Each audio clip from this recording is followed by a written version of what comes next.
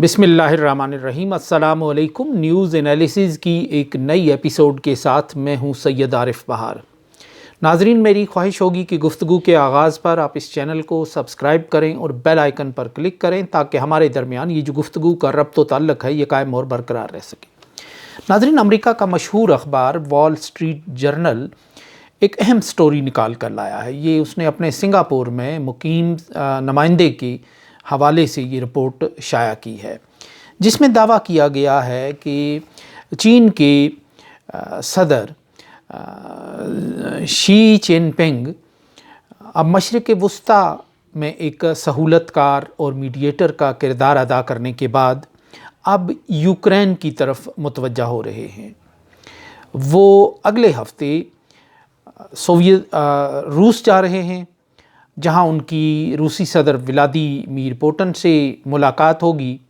और उसके बाद ये तवक्को की जा रही है कि सदर शी चिनपिंग यूक्रेन के सदर मिस्टर व्लादिमीर ज़ेलेंस्की से बराह रास्त रब्ता करेंगे। इस रिपोर्ट में ये भी कहा गया है कि जो ज़ेलेंस्की के ज़राए हैं, यूक्रेन के ज़राए हैं, उन्होंने कहा है कि अभी हमारे पास ऐसी तफसील नहीं है, लेकिन चीन में बहरहाल इसका जायज़ा लिया जा रहा है और जो सदर शी चिनपिंग हैं वो तीसरी बार चूँकि सदर मुंतखब हुए हैं और अब उनका एतमाद ख़ासा बढ़ गया है और उनके बढ़ते हुए एतमाद का मज़हर मशरिक़ वुस्ता के हवाले से दो रिवायती मुस्लिम हरीफ़ों सऊदी अरब और ईरान के दरमियान एक मुआहदा कराना है और उस मुआहदे को बाकायदा तौर पर ऑनरशिप देनी है, क्योंकि वो चीन की सरज़मीन पर हुआ और चीन के वज़ीर ख़ारजा उसमें एक गारंटर के तौर पे, एक ज़ामिन के तौर पे बैठे हुए थे। चीन के जो सदर हैं वो ख़ासी अफवाहों के माहौल से बाहर आए हैं, क्योंकि मग़रिब ने और भारत के मीडिया ने बड़े मुनज़्ज़म अंदाज से ये कैंपेन चलाई थी कि चीनी सदर को यरगमाल बना लिया गया, को नज़रबंद कर दिया गया और वो मंज़र से गायब हो चुके हैं, या उनकी सेहत के हवाले से अफवाहें उड़ाई गई। और जब ये अफवाहें पूरे अरूज पर पहुंची तो एक रोज़ फिर चीनी सदर एक पब्लिक प्लेस पर या उनकी एक रूनुमाई हुई फिर चाइना के टीवी पर, जिससे ये कयास आराइयाँ और ये अफवाहें गलत साबित हुई। अब वो इस तरह की एक कैंपेन के बाद जब मुंतखब हुए हैं तीसरी बार चीन के सदर, तो इसके बाद अब लामहाला वो कुछ डिलीवर करना चाहते हैं और आलमी सतह पर करना चाहते हैं, और जो उनका एक पुराना मंसूबा था। वॉल स्ट्रीट जर्नल ने इसी चीज़ को बयान किया है कि मशरिक़ वुस्ता के बाद अब वो यूक्रेन की तरफ बढ़ रहे हैं। बड़ी दिलचस्प बात यह है कि अमेरिका के जो ज़राए के हवाले से कहा गया है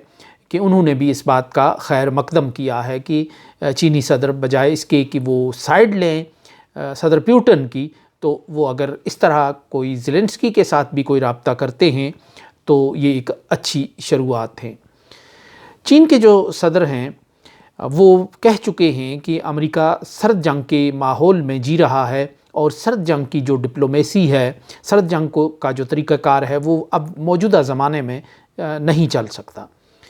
और इस हवाले से वो ये कहते हैं कि ताकत के ज़रिए जिस तरह अमेरिका साइड लेता है कि जब भी दो फरीक़ों के दरमियान तनाज़ा होता है या कोई देरीना तनाज़ा चला आ रहा हो तो अमेरिका उसमें साइड लेता है और ताकत के इस्तेमाल में शरीक हो जाता है। जैसे कि अगर हम इसराइल और फ़लस्तीन की बात करें तो अमेरिका वहाँ इज़राइल का भरपूर सरपरस्ती और उसकी हिमायत और इमदाद करता हुआ नज़र आता है। इसी तरह दुनिया के दूसरे ममालिक में भी, मतलब चीन और यूक्रेन का अगर तनाज़ा है तो उसमें भी अमेरिका की यही पोजीशन रही है। इसके बरक्स जो चीन है या चीनी सदर जो हैं उनकी एक डिप्लोमेसी जो है आलमी, उसमें तिजारत को एक हथियार के तौर पर ताकत की बजाय तिजारत को हथियार के तौर पर इस्तेमाल करने का रुझान मौजूद है और इसी रुझान को आलमी सतह पर फ़रोग़ दिया जा रहा है। मसलन ये कि चीन रूस के साथ भी बैक वक्त तिजारत करे और यूक्रेन के साथ भी करे और अगले मरहले में फिर रूस और यूक्रेन को करीब लाए اور پھر تنازعات کا ایک حل نکالے۔ اخبار نے اس رول پر جو متوقع ہے یا جس کا آغاز مشرق وسطیٰ سے ہوا ہے اور اب یوکرین کی طرف چینی صدر کے جو قدم ہیں وہ بڑھ رہے ہیں، اسے گلوبل پاور بروکر کہا ہے، یعنی ایک عالمی امن کا ایک دلال کہا ہے، لیکن ہم اسے ضامن کہتے ہیں یا فیسیلیٹیٹر کہتے ہیں۔ یعنی چین عالمی تنازعات میں اپنے سٹائل سے، یعنی تجارت کو غالب رکھتے ہوئے اب ایک رول پلے کرنا چاہتا ہے، فریق بنے بغیر۔ تو یہ ایک بہت بڑی بات ہے۔ اس میں ہماری دلچسپی کا سب سے اہم پہلو یہ ہے کہ اگر مشرق وسطیٰ کے بعد یوکرین کی باری آتی ہے تو لا محالہ اس کا اگلا پڑاؤ، اس کا تیسرا جو نمبر ہے وہ جنوبی ایشیا کے دو روایتی حریف ملکوں پاکستان اور بھارت کا ہے، اور پاکستان اور بھارت کے درمیان چونکہ کشمیر سب سے الجھا ہوا اور سب سے مشکل اور گنجلک قسم کا مسئلہ ہے، اس لیے چین اس کی طرف متوجہ ہوگا۔ یہ بھی بڑی دلچسپ بات ہے کہ چین دنیا کے تمام تنازعات میں براہ راست فریق نہیں ہے، سوائے جنوبی ایشیا کے اس تنازع کے، یعنی پاک بھارت تنازع کے یا جنوبی ایشیا کے اس ریجن کے اس تنازع میں چین ایک براہ راست فریق بھی ہے۔ وہ دونوں ایٹمی طاقتوں کا ہمسایہ بھی ہے اور اس متنازعہ ریاست جموں و کشمیر کا ہمسایہ بھی ہے کہ جو وجہ نزاع ہے تقریباً 75 برس سے دونوں ملکوں کے درمیان۔ نہ صرف یہ کہ بلکہ اس ریاست کا ایک بڑا علاقہ جس میں آبادی بہت زیادہ نہیں ہے وہ بھی چین کے کنٹرول میں ہے، اور تا تصفیہ ایک معاہدے کے تحت چین کے کنٹرول میں ہے، اور اس طرح چین اگر کشمیر کے لوگوں سے ہٹ کر کوئی اس مسئلے کا فریق ہے، یعنی پاکستان اور بھارت، تو چین پھر اس مسئلے کا تیسرا فریق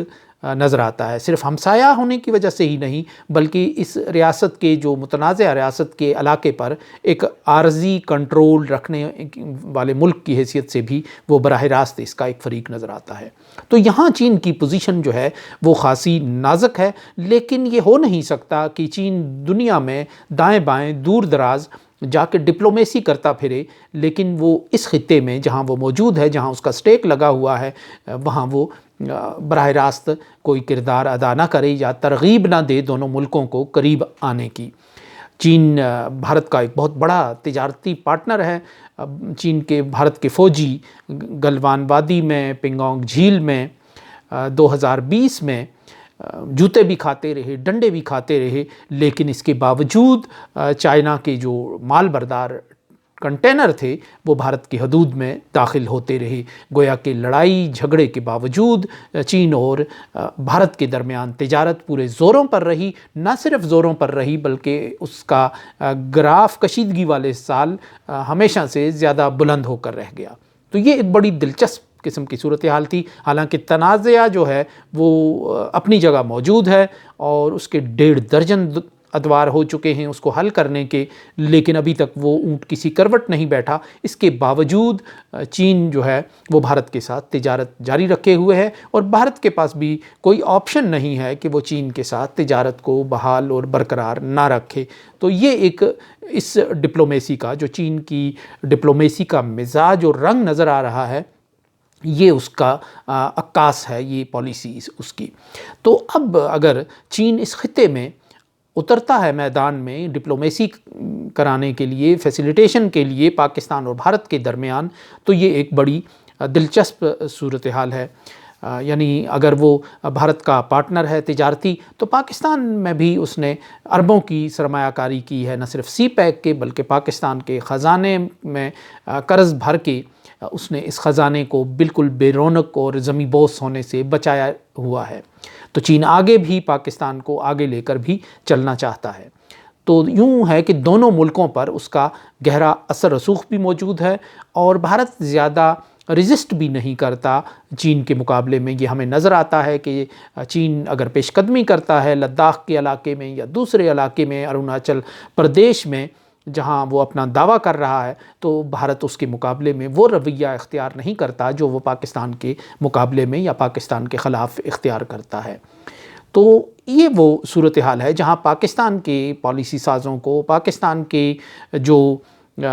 وزارت خارجہ کے مدار المہام ہیں یا پالیسی بنانے والے لوگ ہیں، ان کو سوچنا ہوگا کہ چین جب اس میدان میں اترے گا تو وہ اپنے سٹائل سے اترے گا، وہ تجارتی انداز سے اترے گا، وہ ترغیب دینے کے انداز میں اترے گا، اور اس میں ایک اپنا ایک انداز ہوگا۔ اور جو امریکہ کی طرف سے حال ہی میں یہ کہا گیا ہے کہ وہ خاصی بے بسی کا جو اظہار کیا گیا ہے، جس پہ میں ایک بلاگ کر چکا ہوں، کہ جو ان کی نیڈ پرائس کی طرف سے، جو دفتر خارجہ کے ایک ترجمان ہیں، ان کی طرف سے جو کہا گیا تھا، اسٹیٹ ڈپارٹمنٹ کے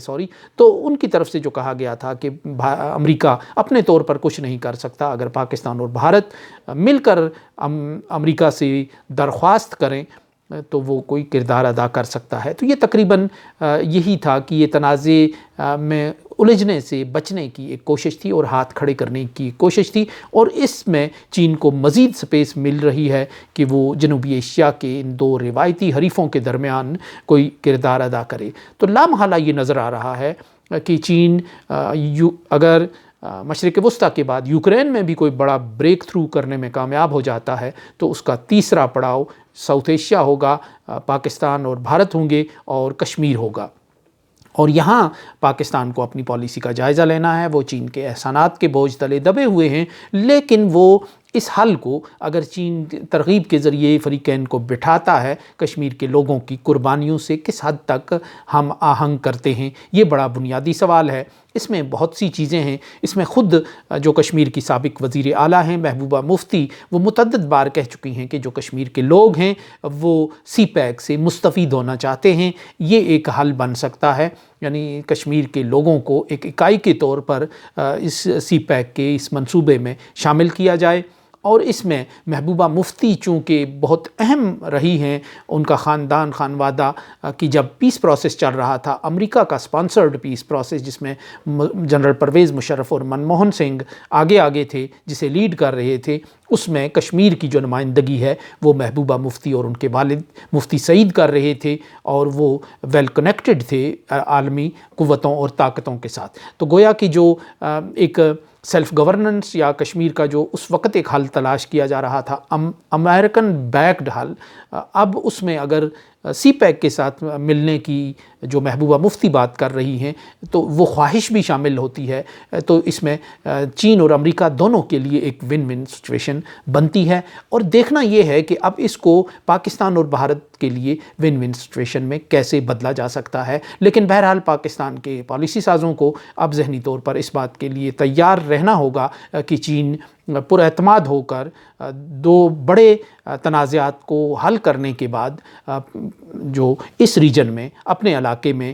پاکستان اور بھارت میں اور کشمیر میں قدم رکھے گا، اور یہ ایک نوشتہ دیوار ہے۔ سو اس کے ساتھ ہی اجازت دیجیے، اللہ نگہبان۔